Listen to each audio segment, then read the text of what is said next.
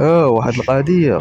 الا كنتي ما خدامش ولا ما عندكش شي خدمه مستقره ولا ما عندكش الفلوس ولا شي لعبه، هادشي ما كيعنيش انك تاخذ مرا خايبه ولا مقوده عليها حتى هي ولا شي نيفو طايح.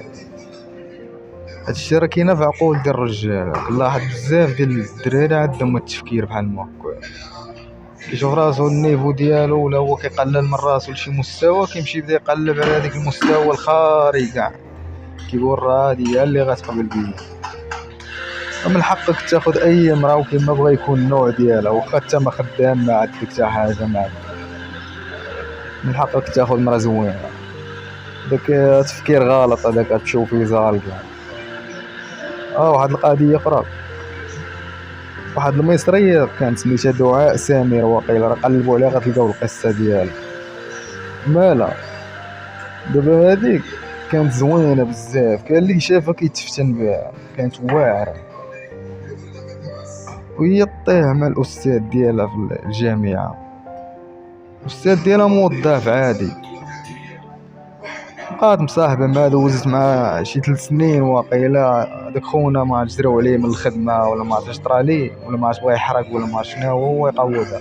صدق جارين عليه من الخدمه وبقات مقوده عليه. ملي مشى بغا يخطب الدريه دارهم ما بغاوش يعطيوه ليه، قالوا لي لا، قالوا لبنتهم لا، هذا ماشي من المستوى ديالو، كنتي دريه زوينه طايحي اي واحد كيما بغا يكون نوع شي واحد يقول لاباس عليك هادي، بقى يغنيو عليها.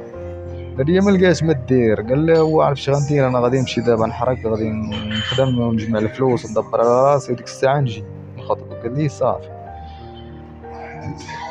السيد مشى ضربها بغبره، ختنا جا خطف فيه واحد من السكان ديال المدينه اللي لاباس عليه. والديها قبلو زوجوها ليه، بقات عايشه معاه سنوات وسنوات، ولدت معاه كاع.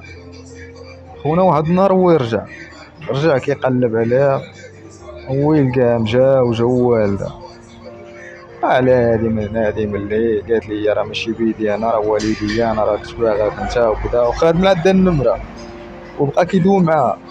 شنو غيطرا من بعد؟ رجعت ليهم هذيك الايام ديال داك الحنين ديال الايام اللي داز، وتفكروا واش اللي فات شل حكايات في البرتوش، هما يعاودوا داكشي من جديد.